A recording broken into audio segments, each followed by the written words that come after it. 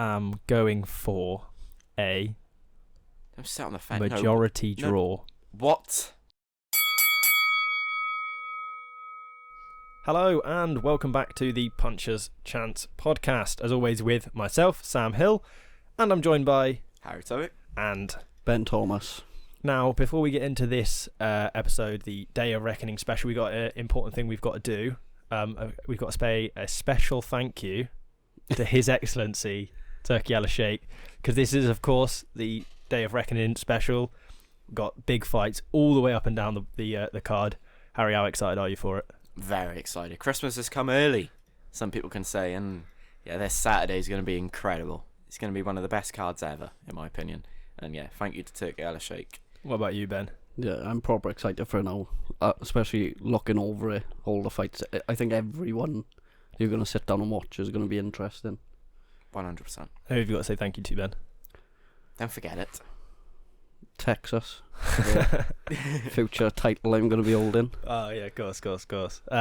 So actually, I'm really seriously looking forward to the fight on Saturday. I told my girlfriend I'm spending Christmas at her family's house, and I've told her that I'm not coming until Christmas Eve, even though they're going over on the 23rd. I said I'm not coming till Christmas Eve because on the evening of Saturday I'll be there in Wetherspoons.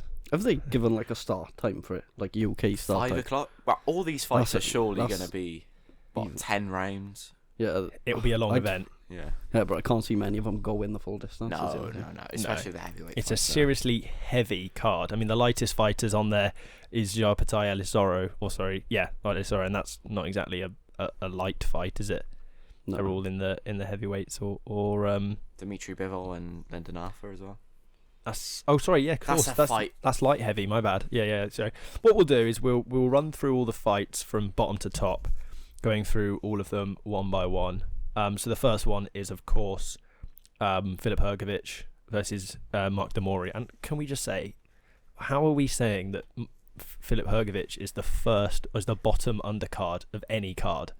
That's obscene. The guy's a top fighter, and we're talking about him first in any card. It's pretty crazy. I can understand why though, because his last 2 fights he's been pretty boring. Yeah, and with this card as well, it makes sense. But it is crazy. I've got a hole in my notes, so I haven't got the weight class for this one. I'm presuming it's heavyweight. Yeah. So, what do you guys make of obviously, Harry? You said his last fights haven't been great, and they haven't been. But do you still think Hrgović is a top end boxer, or do you think maybe he fought Zhang? What was it? 2 years ago on the undercard of AJ Usyk 2, and he's the only person to beat him as well, isn't he? No, he won. That's right. He's the only one to beat Zhang. Yeah. Even though I thought he lost that fight, but yeah, Mark Demori, 41 years old. I mean, I can't believe he's fighting him, because I thought, when was it? He fought David A in 2016, and I thought that was the end of him. We'll never see him again. One defeat as well. Yeah. So I think it's a very one-sided fight. David A that wasn't at his peak. Yeah, and I think that's maybe one criticism I have of this card, if I'm to be picky and pick holes in it, is that there are certain fights on there where it is just a big name and they've given them someone to fight, as opposed to what is They could have made it so much better having Filip Hrgović against what's his name now, Frank Sanchez. I think that would have been a decent fight, or even Arlansbek Makhmudov. Arslanbek Makhmudov. Yeah, that's the one. Yeah, no. So yeah, twister. some interesting fights in there, and obviously even at the top, obviously we'll talk about it a little bit later, but with Wilder and Joshua, that's a fight that very well could have been made, but they've given them both opponents. Warm up, yeah. I can see why they're doing it, but I think that's the only sort of criticism you can give of this card, is it's got lots of big names, but they're not necessarily fighting one another. Yeah. And then moving on up the card, as you mentioned, you've got Frank Sanchez fighting Junior Farr, another heavyweight fight. Junior Farr is what is he? Rebuild his career. 22-0. Yeah, he's got 2 losses versus Joseph Parker, most notably, and Lucas Brown. Lucas Brown knocked him out in 1 round, wasn't it? Lucas Brown caught him. I watched that back, was looking over this, and he was very poor in that fight. Like Lucas Brown's had a good few fights, and he's got very good knockout power, but I don't think it's one he would have been going in expecting to lose. I think it's a must-win fight as well for Junior Farr as well. 'Cause Yeah. if he wants to get to that world level, these are the sort of fighters you need to beat. But Frank Sanchez, he's 23-0, 16 KOs, and yeah, another brilliant heavyweight on this card that, if he was fighting Filip Hrgović, I think it would have made it even better. But, Junior Farr, maybe then in 2024, gets through this and cut and doesn't get any bruises or anything, no injuries, and you can fight Hrgović on the undercard. I think, as we said, like, with probably not matching him up against who we probably would have preferred to see him against. I think that's for a future card, maybe. So if they both get through it, Hrgović and Sanchez against each other on a Joshua Wilder undercard, then could be the next move, but 100%. Yeah, and then moving back, continuing up the card, we've got the Arslanbek Makhmudov versus Ajit Kayabel. Another heavyweight clash. You got another undefeated fighter in Makhmudov fighting Kayabel, who's only lost out to Derek Chisora. Both big orthodox fighters. It's another one, again, interesting, but do you think Makhmudov's necessarily it's the level that he should be fighting at, or do you think it's a good fight that has been made? I mean, this is a good fight. Yeah, it's They're probably both a decent level. Yeah, I think this is one of the fights where it's like, yeah, this is a pairing that I'm interested to see where it goes and how it goes. Not just because the big names involved, but actually because it is quite a relatively even fight. And Makhmudov's another one of those, and I think Kayabel might be slightly as well. Is one of those that looks a bit like a Creed villain, like we had with Mateusz Masternak. Makhmudov looked like a scary bugger, seriously, and Kayabel looked reasonably impressive against Is he the European? Chisora. Is he the European heavyweight champion? I believe so. Yeah, I think he is. For the European title, maybe? It is not. I It's don't not, believe It's not titles. it's not. But yeah, he looked decent against Chisora. Obviously, Chisora's a big guy, and he looks relatively quick and slick against Chisora. But that's not saying that much because that's not necessarily Chisora's game. So maybe he's used to that bigger fight and that bigger fighter in that. So Makhmudov is their heavier fighter. Maybe that's something that Kayabel's now used to. But it will certainly be an interesting matchup in That's there. a good matchup. They've Compared got to the last two, that's a good fight. 33 knockouts between them, so it's probably one of the fights you're looking at probably won't go the distance. Yeah, As 100%. you could probably look at every fight on the card might not go the distance, really. I think it has to, otherwise we're going to be up until 2 a.m. 3 Yeah, a.m. we're in going to the hope morning. for some knockouts. Yeah. And then moving on up, we got one that's had some relative sort of issues and controversy around it recently. We got the Jair Pataya versus Ellis Zorro. Obviously, Jair Pataya had to vacate his belt in order to have this fight.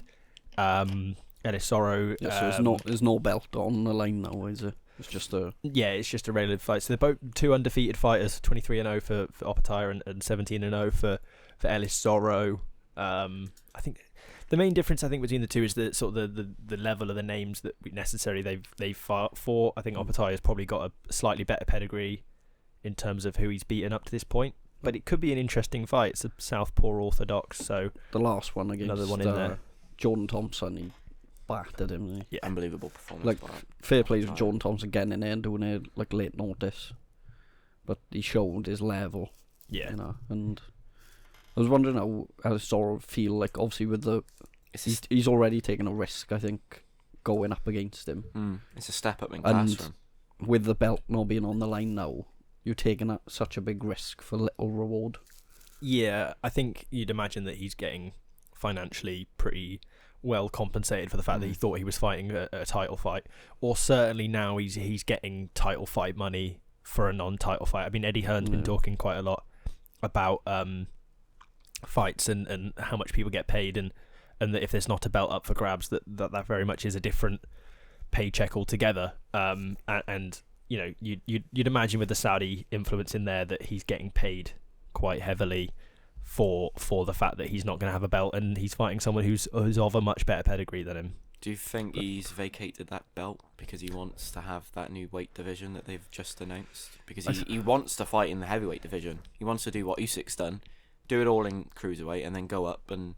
Yeah, possibly. I think it's also maybe a factor of he might just think I could give his belt up and go and get it back when I want.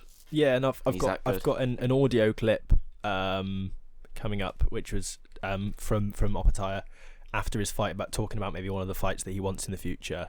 So we can talk a bit more on that in detail after that, and obviously the next fight in the card is the one that Harry's going to be staying up for, because he's got Jarrell Miller, his favourite fighter and future opponent. And the quicker we talk about this fight, the better. I'm looking forward to that one.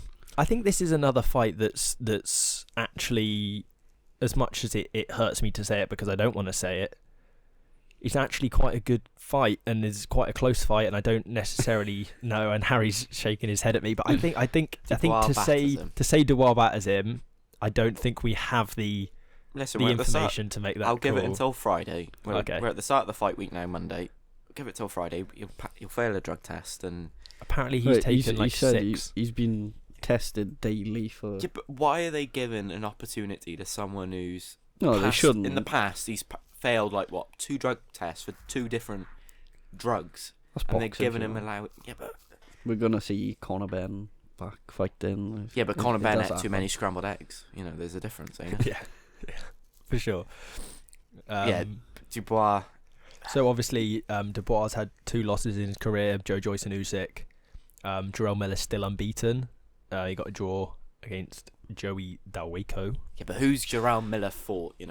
Look at Daniel Dubois' record. And he's got no notable wins. Apart Jarrell from Lucas Miller. Brown, I think, is a notable win when he fought him. Lucas Brown is dangerous. Yeah, he's powerful. He's dangerous early rounds. If he doesn't finish you early, you probably... The big he's baby. He's like a Mark Demori. What is that as a nickname? The big baby. It's like a self-deprecating nickname, isn't it? Probably because he talks so much, and then when people come towards him, he acts like a big baby. Oh, there we go. So obviously Harry's made it without making it official. We'll make all of our predictions at the end of the pod. So if you're looking forward to those, then keep listening.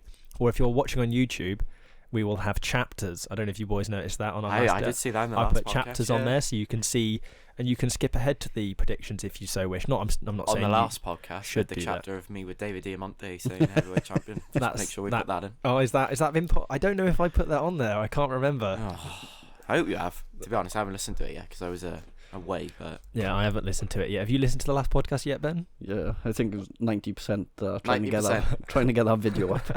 That's what everyone's scrolling for now, ain't it? Yeah. They're all clicking off this podcast and going to the last one. And then the next one is an interesting, exciting fight. We've got Dimitri Bivol fighting Lyndon Arthur. Is it? In a sense of there's 2 titles up for grabs.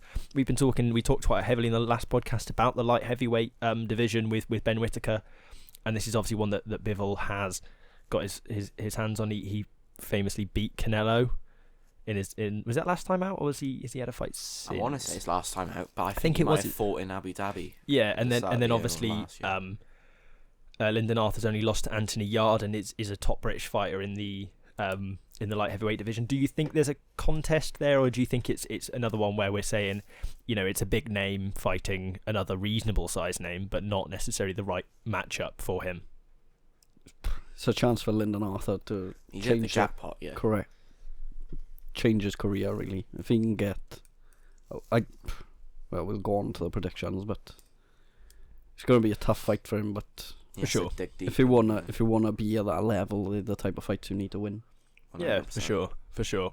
And if Bivol wins, you've got that Arthur Beterbiev fight next, and that could be an incredible fight that hopefully Saudi make, because he's fighting who is he fighting? He's fighting Callum Smith, is it? No, I got that name wrong. I think it's Callum Smith. Yeah, rings a bell. In Canada, so Bivol gets through this. Bivol's not the sort of person as well to call out people. No, he's people not at all. People call him out. So. Yeah. I mean, he's a really, really tidy fighter. Is he Kazakhstan as well, or is he Russia? I want to say he's Kazakhstan. I think he is Kazakhstan, he's like or Uzbekistan, or one of those. Good fighters from Kazakhstan. Yeah, he's a really, really tidy fighter, and he's got that sort of Soviet fighter, rangy hooks coming from anywhere thing, and it a difficult style to come up against. So yeah, it will be an interesting fight and difficult fight. That he's Russian. He's Russian. Well, there you go. Is he from Dagestan? Oh no. He's from He was born in Tokmak, Kyrgyzstan. That's the one. Kyrgyzstan. There we go. Apologies. And then next up we've got our first sort of huge fight of the night. Well, they're all big, but this is probably the first huge fight of the night. Is Deontay Wilder against Joseph Parker? So obviously, Deontay Wilder has his only loss versus Fury and a draw. He's lost twice to Fury. He's lost twice to Fury. That's it. Yes, and drawn to Fury as well. And then he's got 43 wins. I mean, that's a hell of a lot of wins. And then 42 knockouts. Yeah. He's so powerful. Yeah, so it's why he's so entertaining to watch. You know it's gonna be a knockout, which is with heavyweight fights is what you want to see. And he has, as you could say, that puncher's chance always, no matter what in a fight, no matter how far behind he is. He's definitely the one though that's got it. He's always got the chance that he hits you with that right, and you ain't getting back up again. I think it's a risky fight mind for Wilder. Parker, he's no mug. It's a you know, tough. He's training up in Morecambe with Tyson Fury. He's been in plenty of big fights as well. 100%. He's been there and done it. He hasn't always been on the right end of them. No. But to be fair to him, he's always got himself in there against whoever's willing to. Yeah, was it Dillian White, Anthony Joshua? He took the distance. Joe Joyce. Joe Joyce. There's 3 losses on his record, and the only 3 blots on his record are against some pretty top end fighters that you can't really argue against the pedigree of. And it's another one. It'll be an interesting matchup. I mean, it's his 4th fight of the year as well. Wilder's got that 7-inch reach advantage as well, which is quite hefty. I mean, he's a tall guy, Wilder, and you know, when you've got that much power at you coming from a distance that you won't be able to touch him at, it's a scary prospect. Certainly, I wouldn't get in the ring with him. I think he might have ring rust as well. You know, we looked at Fury and Ngannou a couple of months ago now. Yeah, and Fury didn't look so good there. I think matters less with him, or because he knows he's got. He the relies power. so much on that because he's so stiff as it is. But if Parker does what Fury does, take that away from him, then it's a different fight completely. But it's difficult to try and stay out of the way of that punch. He's only got. I don't rate Wilder at all as a fighter. I think he's a particularly stiff boxer. I don't think he's technically particularly good. I don't think his defence is all that good. That power slows you down, but the more you get hit with that punch, even if he doesn't catch you clean, 100%. You can't help but think that if he was to invest a little bit more in the sort of technical side of boxing, well, you know, the footwork, maybe investing heavily in the body. I mean, imagine if that it would have done him better. But I think he's just he hasn't needed to have. If the power in that right hand is getting you with a good clean body shot, everyone's going to be retiring on the stool like we saw with Mateusz Masternak, because that is going to be breaking some serious ribs. It's just it's an interesting talking point, I think, with Wilder, that has he just accepted, I've got the power to win fights, or should he go out there and go, actually no, I can box and learn or improve that side of his game. And speaking of another boxer who maybe people have criticised his boxing ability in the past, you've got Anthony Joshua fighting Otto Wallin. Surprisingly, Wallin coming in with the better record of the two at 26-1-0, as opposed to Joshua's 26-3. A better record. 50-50 fights. Pure numerically. No. I'm not talking in terms of the pedigree. You're just of the looking fighters. at numbers there. If you look at the names, AJ. People don't give AJ the benefit that he needs. You know, all of the fights he's taken from Vladimir Klitschko has been tough fights. You look at Fury, you look at Wilder, they take easy fights. AJ, he goes all in or nothing. I think the problem with AJ is the Ruiz on the record. Is that was a fight where you really didn't see him losing, and he was on top of the game, and he obviously lost to Ruiz, and he was meant to be fighting. That just shook him, didn't it? I think.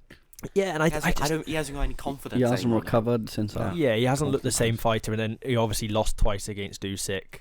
I mean, that's not necessarily a saying that you're a bad boxer, because Usyk's you can't outbox the best boxer in the world. To be fair to him, I think, and he's gonna outbox Tyson Fury in February, and then AJ will have lost to the best in the world. Make sure you learn American Pie. Both don't of you need to. well. Make sure you learn Ukrainian. AJ has fought. He's obviously fought Usyk. If he goes on to fight Wilder and Fury, I think regardless of the results, people look back at his career and all the fights he's had, it's gonna be up there. I'm also looking forward to it. Got to respect it. If he gets in there with all of them, whether he wins or loses, he's got in with the best of his generation. AJ doesn't say no to a fight, and I think that's. I think he's biding his time a little bit with possibly Wilder and. Do Do you think he fights Wilder next year, I end think of he next has year, to. or is it straight away? This fight's done. Turkey Alashate on Saturday. I think that'll be.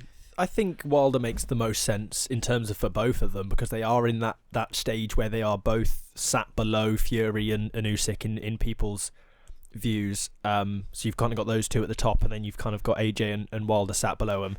And if AJ and Wilder have that clash, and Fury and Usyk have that clash, then that sets up. I think you could end mega up with fight end of year. You could end up realistically, if it goes the right way, could end up with Tyson Fury with all the belts against AJ in I'd guess 2025, start of 2025 in Saudi Arabia and dispute.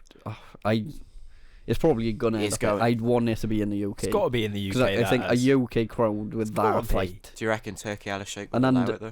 And I think as well with Fury's proven he's willing to fight in people's backyards, so you could have it in Wembley or somewhere of that size, because he's willing to do that. Or the Tottenham Hotspur Stadium. Seems to be moving from Wembley now to Tottenham because it's more.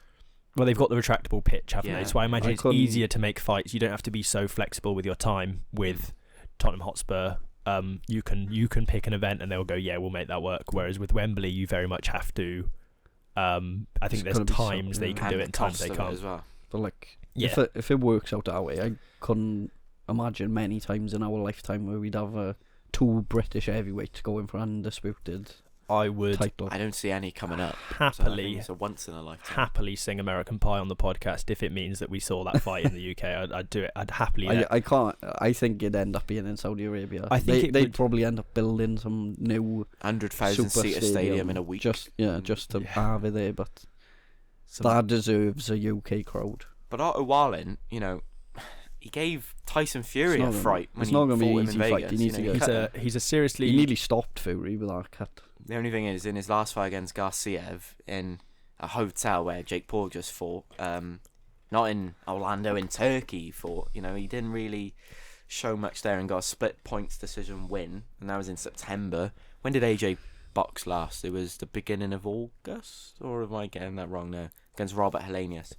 Yeah, it was around that neck of the woods. I can't remember exactly off the top of my head. And people are comparing AJ and Wilder, saying that Wilder knocked out Helenius in one round with 10 seconds left. With that cut the Fury had against Otto Wallin, do you reckon if it wasn't Fury and it was a different fight, that would have been stopped? I think there's an element of that. I think there's an element of people. It's almost like a confirmation bias where if you expect a big fighter to be winning a fight, then you can look past things, and if a lesser fighter is having something like a cut, you can go, oh well, I think they were going to lose anyway, so we'll call off the fight, sort of thing. It also depends where the cut is as well. So yeah, so it was it below or above? Right above his eye. Oh, okay, so you can't even make that. Helenius, it was midway of August. Midway of August, yeah. So yeah, that's an interesting and some of these sort of discussions we have, talking points that come off of some of the audio clips. So we'll jump over into the audio clips now, starting off with Jai Opetaia talking about one of the possible fights that he would like to see for himself in the near future. This was a slightly older clip. It's not as recent, but it's an interesting fight nonetheless. He says as he tries to load it up. I want that WBO around my waist, man. It's a fight that I really want. Respect to Chris Billum-Smith, bro. But, hey, there can only be one king of the cruiserweight division, and that's me. You're a vicious finisher. That's a compliment. In fact, I've got to say this, Jai. You're particularly nasty once the bell sounds. Oh, man, you got to switch that flick. It's just all business, I hope he's all right. I hope he goes home safe to his family, and that's what it's about. Well, I respect the sport. So obviously he's been calling out, or in that clip he calls out Chris Billum-Smith for the fight. Obviously you just come off the back of Masternak, and we know that Billum-Smith's likely set to fight Riakporhe, or possibly we might know that already, but we don't know it because we're recording this ahead of schedule. But is that a fight you'd like to see, Jai Opetaia, if he is able to push aside his opponent, him versus Billum-Smith for that world title, possibly in the Bournemouth Stadium? Listen, he has to get through Alice Zorro on Saturday night, so I don't think he's going to be looking ahead, but I think Joe, however you pronounce his surname, I think it's Jai Opetaia, I think is Opetaia. Okay, we'll go for that then. Opetaia. I think that could be another stadium event. I think it's more than likely Billum-Smith and Riakporhe next. Yeah, 100%. And then the winner of that goals against Oppenheimer. Yeah, I just thought it was interesting. Last time in the podcast we were listening to Ben Shalom talking about the next opponent for Billum Smith, and he didn't name Riakporhe, and he said we've got it and it's going to be a big fight. He indicated though it's Riakporhe. But what it could be is that's a fight that they're looking for. They're looking for Jai Oppenheimer versus Billum Smith possibly as a big fight. Do you reckon that goes on? Would that be its own card, or do you reckon it'd end up on an undercard of one of the big fights? Or I think you have to put that in a Bournemouth Stadium. It deserves a main event slot. Big world title probably fight. does, to be fair. I think it deserves that slot. Box office, Bournemouth, or do you reckon main event, Sky? Bournemouth Stadium is tiny though. Not sure. It could do bigger numbers, and obviously I know Billum Smith would want to fight in. But also it might be a smart fight in the sense of the fact that it's not a domestic fight with Oppenheimer, so he's not going to necessarily be able to bring the crowd that a domestic fight would. So obviously Riakporhe will have a big following in this country, and I'm sure Oppenheimer does as well, but not to the same extent. So that's where the Bournemouth Stadium, which doesn't have such a big capacity, it would could be sell good. out. What about Australia? Oppenheimer. Go over to Australia. Get it in a cricket stadium, Melbourne Cricket Ground or something. Have him on the undercard of me versus Sam Hill. Yeah. Who died back in the 40s or whatever. Still lose. Outrageous. You pause then. So yeah, that's an interesting fight that we can look at. And then speaking of interesting fights, we've got Dubois talking about his clash with Jarrell Miller, and he talks about the whole Day of Reckoning card as well, and what he thinks on that. He's the perfect guy for the comeback fight. He's big. He's a big baby, so we got to just go right through him, lick him up. He's big and he's heavy, so it's a perfect fight for me. I need a good dancer partner, and that's him. Yeah, man, it's amazing, seeing Wilder, Joshua, you just watch these guys on YouTube or on the big nights, and now they're all here together. It's amazing, it's special, and I'm blessed to be part of the show. Okay, thanks very much. Thank you. So obviously he says that he talks about Jarrell Miller as the big baby. Says he's gonna lick him up, which was a slightly bizarre. He's not good on the mic, is he, Daniel Dubois? So awkward. That's the only thing that Miller's gonna win this fight week in the press conference of the way, and he's gonna win all them. But Dubois is gonna do the business. And I haven't included it on here because I had that clip of Dubois talking about it. But Eddie Hearn reckoned that this was an awful fight for Dubois to take at this point of his career. He thinks that Jarrell Miller's going to wipe the floor with him, and he said, and I think, let me double check before I say anything I shouldn't. No, I haven't put it on. So Eddie Hearn actually I wasn't going to say that because I think it is on the audio clip. But Eddie Hearn has something to say about Jarrell Miller as well in the future. But yeah, I think that's is it an interesting fight or is it a difficult fight for Dubois? It's a tough fight because Miller's huge. Obviously, how much of that is natural? Mine is a lot of questions would be asked. But listen, Dubois, he looked really good against Usyk. Biggest fight, and he's learnt something from that certainly. Well, to keep his punches up as well. Yeah, perhaps. But yeah. And then moving on from that, we've got Andy Lee, who is Joseph Parker's trainer, talking about also Wilder. A good commentator as well. He is for Katie Taylor. There you go. Talking about commentator as well. Talking about Wilder as an opponent for Parker and what makes Deontay Wilder so good. We can't doubt the man's history. We know he's a devastating puncher, and his strongest asset is his self-belief. His belief in himself. Even when he's behind 8 or 9 rounds, he still finds a way to win. So we know at any second this fight could be over for Joseph. So he has to be switched on, has to prepare to be switched on, and focus and concentration every second. So do you think that's a fair description of Wilder, that his biggest asset is the fact that he knows he can knock you out in a moment? I think it's certainly fair to say it's going to be a difficult fight for Joseph Parker. I think that goes without saying. But he can win it though. He seems confident going into it, mind.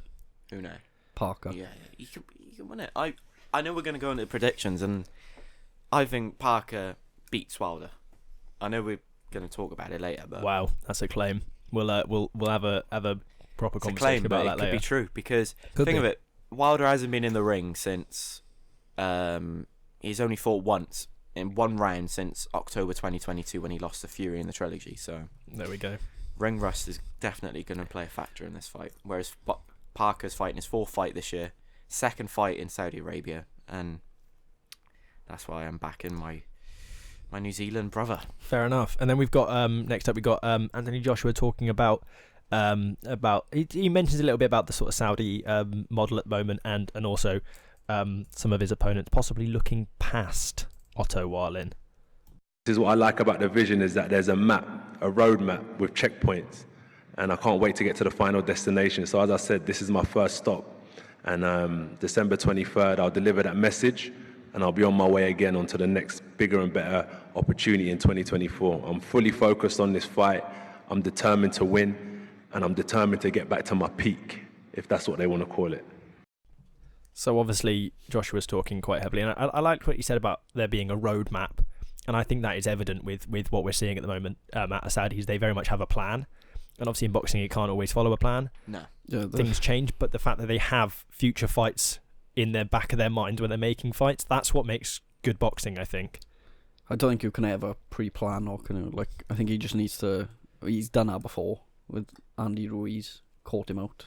Yeah. Planning fights ahead, and they completely knocked him off course. And it could be the same on this card. He more than likely looking towards the Wilder fight, but if he loses this, people will still want to watch it. But how much does it dent him again? And if he doesn't fall, take he him needs off to fall. pay-per-view. AJ is a pay-per-view fighter. I think he'll always be a pay-per-view fighter. Yeah, probably. And the I've had a look at the title of the next audio clip, and I realised I can say what I was going to say earlier about Joshua, and Eddie Hearn was saying that he's not going to rule out the Jarrell Miller fight for Joshua, even though he has personal problems with him. Why give him that? He does say, however, that it's up. Jesus. That's an AJ decision, not AJ will AJ take it. will want to go for wants that. it because he was. I don't know if you remember when he was meant to fight him in New York. He was talking all about his mother, his family, and all. So Miller makes it all personal, and you'll probably see at the press conference on Was Thursday. Miller the person he was meant to fight instead of Andy Ruiz? Yeah, and then So guess it what? makes it Guess what happened with Miller?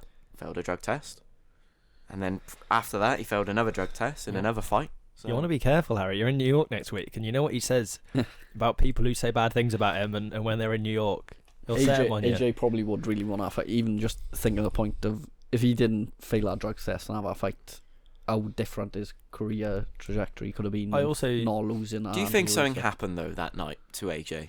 Because there's rumours that something happened in the changing room. Yeah, there's plenty of rumours afloat about in there, but I don't know. Maybe it was just one of those nights he just weren't at his best.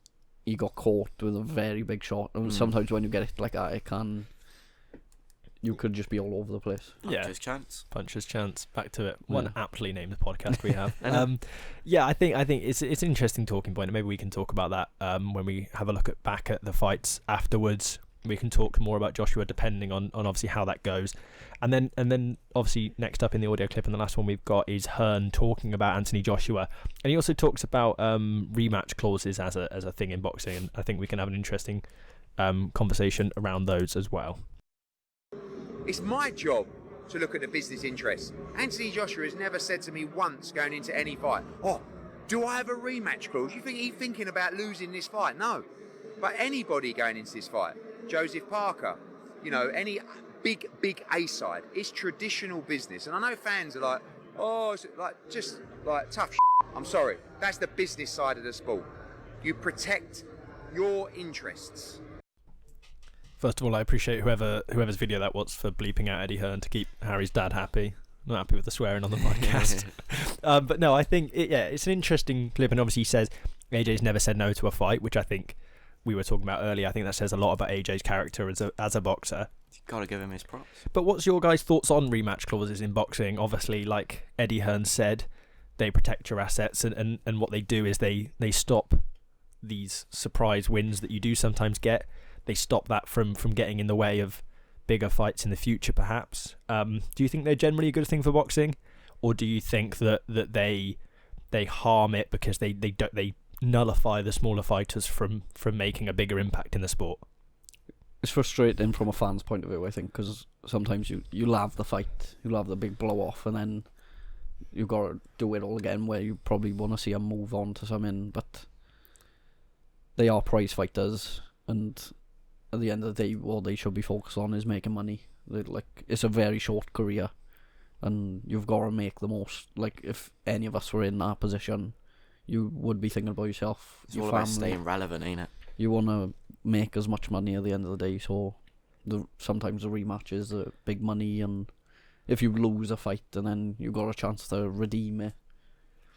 Yeah, and then once again, another audio clip that I didn't include was because we could have had about 10 audio clips of Eddie Hearn talking You in haven't this got to podcast. Gala Shake audio clip or anything. I haven't, no, unfortunately. That's all of our. But one of the ones I didn't include was Eddie Hearn talking about Otto Warlin and him complaining about rematch clauses.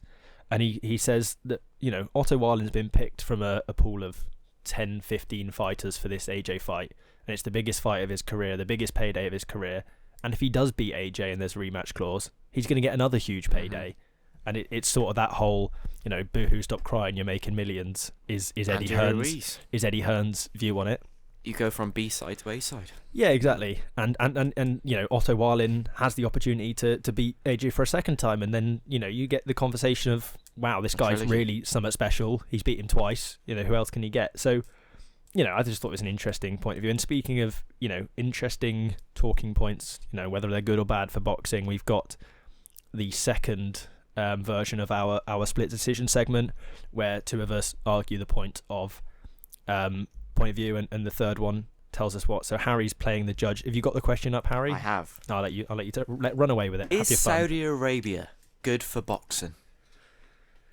Well, has it got a good influence on boxing? Saudi Arabia. I'll let you go first, Ben, because I went first last time. I'm scoring this round by round. I'm going to be a British judge. Okay. So I'm going to be biased to a Welshman. Okay, of course. So he's already 10-8 this first round. Sick. What's your thoughts on it, Ben? If you're looking at it from a purely boxing standpoint, if you dismiss all the arguments around Saudi Arabia, in terms of boxing, I think it's gonna be one of the best things that could happen to it, because the amount of money they can throw about, you've seen it not just with boxing but with all the other sports, how they're affecting football, how they'll probably go on to affect other sports in the future. The amount of money they're throwing out, these fighters can't turn down, and you are going to get the big fights that everyone wants to see. I think will happen within the next few years because of that. Yeah, and I think my counterpoint to that is there's sort of a two-edged sword to this. And I think the first one of those is the idea of the money and being able to put on these great big fights. But unfortunately, we're putting on these great big fights in Saudi Arabia, where we can't have home crowds, and we can't. And we were talking about with the Tyson Fury AJ fight, we're visibly disappointed about the fact that it's almost certainly going to be in Saudi Arabia.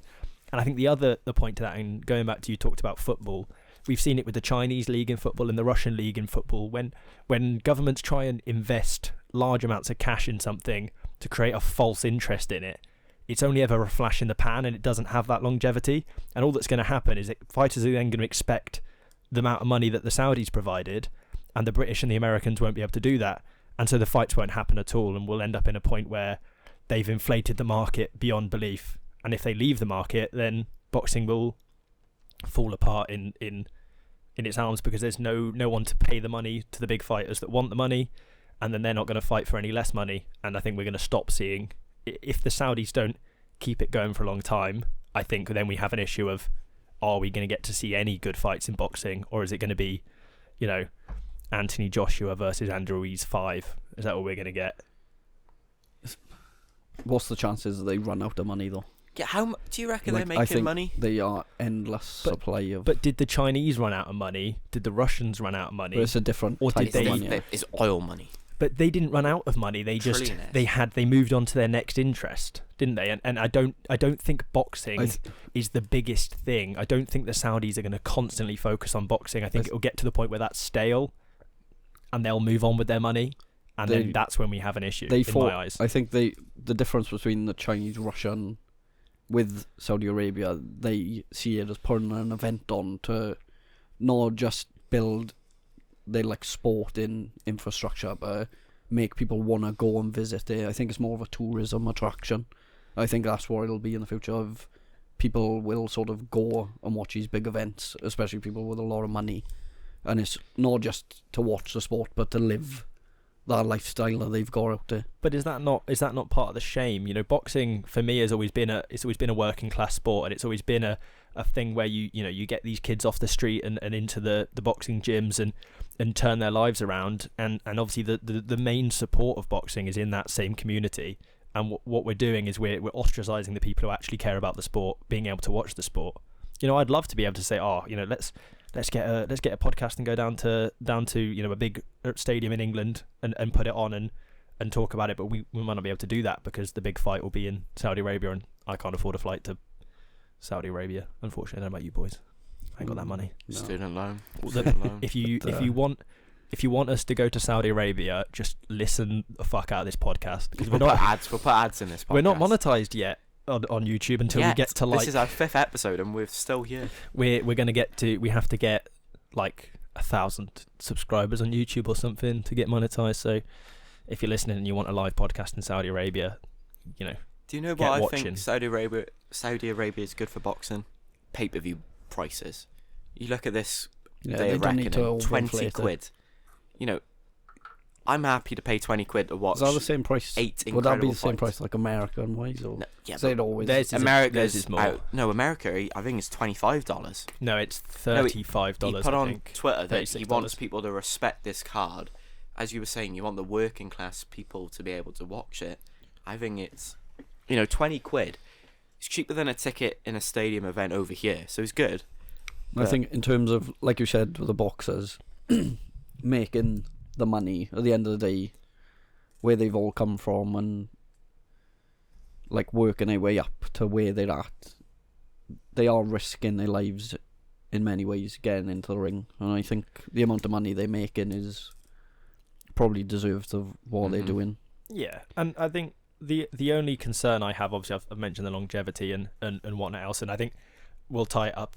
We'll go for some closing points and then we'll tie it up. But the other issue is, generally speaking, in sport. So with football, for example, going back to it, the Saudis have themselves at the heart of it. They're wanting to build their brand in football, being the national team. But I don't think we're going to see anytime soon any heavyweight Saudi boxers, for example. I just don't think there's that culture there. So why, what is the self-interest for the Saudis of doing that? I think it's just, like I said, it's just more the event. No, like when you go to Vegas and they've got all the big events on, everyone goes to Vegas for that week. Yeah, it's just one big event. It's just, I think that's just what they are focusing on. What we can put on. Make Saudi Arabia the place to go to. Fair enough. And we'll let the I judge. think Saudi Arabia or Riyadh is the new Vegas for like entertainment wise, and you look at Vegas. They've just had the Formula 1. Riyadh's got it's like a mirror. Yeah, they'll end up taking over everything. It won't be just sport. It'll be concerts. They're gonna have the FIFA World Cup. They're gonna have huge events. They're the only ones running for the FIFA World Cup in 2032, I think, or 36. Yeah. No one's gonna outbid them for that. But they've got endless money. Yeah. Where obviously oil money, but how are they making money from this? You can't. There's no way they're making profit. I don't think they are. I think that's the point. It's an investment, and that's the problem. Is they're undercutting. They're overvaluing and inflating the market to the point where they're the only ones who can do it. And I think that would be a shame, because you look at some of the fights we've been talking about recently. That these small hall fights and these little arena fights in the UK and stuff, and things like the Bournemouth Stadium, things like that. Over time, are just going to get phased out if the Saudis keep it up, because no one else will be able to afford this newly inflated market. It'd be like the transfer values of players, and it just widens the gap between what they can do. I'll let, obviously it's Harry's decision, but that's what I think on the piece. I thought the first minute I scored it 10-9 to Ben. Then you came back with a 10-8 because I thought you did a very good point there. And the final round, I thought Sam just edged it, so Sam won. Thank you. I appreciate that. I don't mind that. What we'll do is next time we get one, I'll judge. You two need to start. You two are just too the Welsh in you. You agree too much. You're too nice to each other. Too nice. Yeah. So I think you need to. Says a lot, don't it? You need to start falling out so that I can judge one in the next one. Well, we're doing our predictions now, so this is where I think this might be weird. This is where it goes safe. Yeah. This is where I've just put my gloves on, so I'm ready to go now. Oh wow. Ready. What are we starting with? The other thing as well to talk about this card on Saturday. Who's going to main event? They obviously haven't announced yet who's going to main. You reckon AJ? I reckon Wilder Parker's going to main event. Do you think? It's a better fight than AJ. It's on the zone as well. I like what Wilder did, where he said, "Let's do rock paper scissors" or whatever. Yeah, I think that'd be a great idea. Just flip a coin. Imagine Could that just fight at the press conference. them two. At the press conference, game of rock paper scissors, and whoever wins it there and then, that'd be sick. That'd be great. Or Did the you grand one and done rivals or tomorrow. best of 3? Best of 3. Don't With have any trilogy. British judges. Love a boxing trilogy. No, Turkey a la Sheikh. will You go stand in as the middleman. He'll give you 50,000 if you go. 50 million for going Yeah, first. probably whoever's not main event will probably just get paid a bit more. Yeah. Like it. fair enough. And I think AJ would rather be main event than get the money. I think that's an I American. reckon AJ would rather be co-main event. Then the interest is off him then. Yeah, and maybe. then it means then if Maybe. Wilder wins, beats Parker, then it's pressure on AJ. True. So true, if true. AJ. Do you think is they in the both co- end up in the ring with each other regardless of who? Oh, it'll be like Fury Wilder when he fought in Belfast. It'll be You'll like have that. Fury in there. It'll be like that Colombian guy when he fight. Wilder will come and Superman punch him in the Ramirez. face. It'll kick off. It'll be great. God, that was ages ago. That feels like right. Yeah. Are we doing our predictions? Yeah, so we'll start off at the bottom. We got Filip Hrgović versus Mark Demori. I'm gonna say it. Filip Hrgović win. I think By. Okay. by TKO TKO. in the 5th round. Okay. 5th round If TKO. I'm writing these We're down going as well, rounds just as in well. case. I haven't prepped for that, but that doesn't matter. My boxing Just knowledge go off. reigns supreme. Mark Demori, what? He's 41 years old. Yeah. He has to knock him out early. Emiliano Marsili was That 47. Yeah, but come on now, it's and put on heavyweight an boxing. absolute It is heavyweight boxing. Like. masterclass. An absolute So anything can masterclass. Puncher's happen. chance, yeah. Again, puncher's chance. Ben, Hrgović. Yeah, I'm going Hrgović as well. You going Knockout. for a knockout? Yeah, same as me. Early or late? 4 to 6 rounds. What round? 4. I'm going to go Hrgović KO, and I'm going to say he's going to get him in the 8th. Yeah. Because I think Hrgović is just going to warm up, and he's going to take the mick out of Demori. He's probably taking the... Fair enough. Just one thing, Harry. When you while Harry's making notes on all these, so we can go back Am I and going look at quieter? them. Yeah, just move your mic down Okay. slightly, and then we're good to go. We want them. I know you've got Sorry. such important things to say that the viewers are crying out at home. They go, Well, I "What's just want to Harry make saying?" sure that when we look back at our predictions, none of us can say, "Oh, actually, I didn't say that." I'm happy to stick by all of mine. Absolutely. What, even Usyk Fury come February. Usyk, Get ready to sing I've American Pie. never been more confident. Get ready to sing American Pie, boys. Don't have to. Right, come on then. Frank Sanchez, Junior Farr. Could we see an I upset? Yeah, Junior Farr. have gone for a far Wow. win. I think the reach advantage he has, Mhm. and the fact that he has lost versus the likes of Joseph Parker and Lucas Brown, I think he's going to be used to that big fight, and I think he's going to make an upset on the night. I Do think you that's reckon gonna he be stops him or unanimous decision? I think it's going to be a majority decision. I think it'll be tight, but I think he just wins. I've gone Frank Sanchez. Round 8. Yeah, okay. I've Fair got. enough. I'm gonna go Frank Sanchez round number 3. I think he stops him, and Junior Farr then he's completely out of the picture then for any heavyweight championships. It in the seems future. that if you want to win these predictions, all you need to do is wait till I predict who, and then just say that that person will retire around the 7th, 8th round. That's how you should bet. with an injury. The last what was it? 4 weeks ago you put Masili, and then Yeah. a couple of weeks ago you put Masternak, and they both Yeah. quit on. Yeah. So whoever I predict is going to win. So all the fights you're predicting now are Yeah. all gonna finish on. I should have said that Mark Demori was going to win because he's the old guy. He's gonna finish on. I love an old yeah, man. Yeah. Oh, That's right. okay. That's a bit odd. Sorry, guys. Uh-oh. Next up, we've got Arsenbak Oh, this is gonna be a Makhmedov pain to write versus down. Agit Kayabel. I don't know who you boys are giving that to. Makhmedov. Makhmedov. Round 6 knockouts. Fair enough. And what about you, Ben? I'm going Makhmedov, but points. Points. I actually had Kayabel to win originally when I wrote these down, but I have since changed What? it. I said that no, as in look, you can see on my screen. It says Makhmedov on the screen. No, I see. No, you don't. I You don't see see the other anything. name. Okay. But that's what I You've when I gone different on 2 occasions. when I then. first wrote it down, and then I changed it to Makhmedov, and I changed it to Makhmedov because I think he's just too big, and I think he's too tall. I think if the height was the same, I think Kayabel maybe has a chance, but with the height advantage, unlike Chisora, I think, Makhmedov takes that one. Ah, okay. What round? In the I've said round 6. 10th round. 10th round. So you think it's going to go to the last round? Yeah.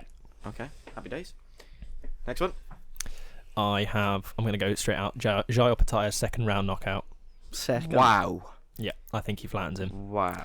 I think it's going to be a flash knockout. So like something like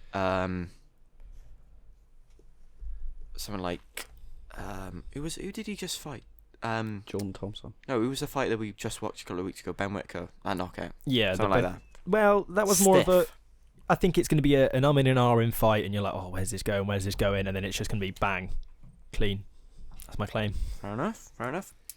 I think Opetaia wins, and I'm going to go for a majority decision. I think it's going to be a boring... No, I wouldn't say it was a boring fight, but out of all the fights on there, it's probably the one that I'm least looking forward to watching. So, points. Fair I'm enough. going for. What about you, Ben? Benjamin? Opetaia, round 9, I'm going to go for. Opetaia. So we're assuming this is going to be a 12-round arena. Yep. Yeah, it's 12 rounds. Okay, round 9. KO or... Yeah. KO? Okay. I think he'll finish him late. Next up. Our favourite fight of the night. Jarrell Miller against Daniel Dynamite Dubois. This is where the argument comes in, I think. What have you gone for, Ben? Shut up. Miller KO. Get out. What? Why? I've gone for Daniel Dubois points. Well done. Sam's normally the one that makes stupid decisions on this podcast. What are you doing? Harry's going for a drug test fail. Is that your? I don't even think it happens. No, You don't he's think going it to fail a happens? drug test. Fair enough. Put But that if down. it does happen, Dubois points. I don't think he's got enough power behind him. Yeah, I think Dubois points. Though I think if Dubois doesn't win on points, I think it does go to a Jarrell. I think Jarrell Miller's more likely to knock out Dubois than Dubois is Miller. But I think Dubois has got the quality to maybe just about outbox him. What round does he KO thought in him? process is 8. 8. My thought process is there's always one fight on a card that probably goes the way you don't expect it. And I think looking through all of them, I think this is the one Yeah, fair enough. that's most likely. Fair enough. You're allowed an opinion, Ben, but that opinion Doesn't make it not right. the best. We'll see how it goes. So then we got Bivol versus Lyndon Arthur. For that one, I've gone for a Dimitri Bivol unanimous decision win. Okay. Bivol stops him late on, round 10, 11. I'm going to go 10, just so I don't sit on the fence like somebody in the room. There you go. This is what I like. Bit of beef between you two. I'm Lyndon going, Arthur? no. Oh, that's a Fair shock. enough. I'm going Bivol points decision. We've all agreed. Ben screwed his head back on. You actually know boxing now, Ben. Well done. And that's obviously going to be the last fight before the 2 mega fights now. Yeah. And then the 2 mega fights, I've gone for a Deontay Wilder 4th round knockout. Wilder KO. Ooh. 4th round. I reckon Parker outboxes him and wins on points. Oosh. Majority or unanimous, do you reckon? Unanimous. Oosh. I'm going to go Wilder KO round 9. There we Round go. 9? I think Parker will win the early rounds, but I think the more he gets caught with Wilder, he'll slow down and get I finished. think the worry is, though, the longer it goes on, Wilder could tire. Possibly, he yeah. hasn't He's still just fought- got the punch, and He's got the punch and he's got the length. He hasn't. I think he's going But to... if you're saying round 9, he hasn't been past round 1 since October 2022. So obviously he hasn't fought in a while. I think Joseph Parker will get it. I think he'll it's a lot bounce closer about fight the than early. the other fight. I think Parker's going to try and just jab and stay out of range the best he can and just try and win the fight on points, but I think Wilder will just swing at him. And I think the more he gets caught, he'll slow down eventually and he'll end up pinning him later on. Okay. So I've gone against you two. So okay, and then for the the Anthony main event Joshua, or the co-main event? Otto Warlin, I think it's going to be the main event. Main event. I Co-main event, I say. am going for a Don't sit on the fence. majority no. draw What? to Anthony Joshua. I think he's gonna get a majority draw, and we're gonna see the rematch. So it's going to be a draw then. Okay. Yeah, but AJ's gonna win by more, so it will be a majority draw. Will be the decision that goes down, Okay. but it will be a draw.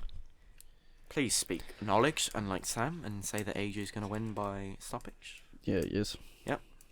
Joshua, round 6. Round 6 KO.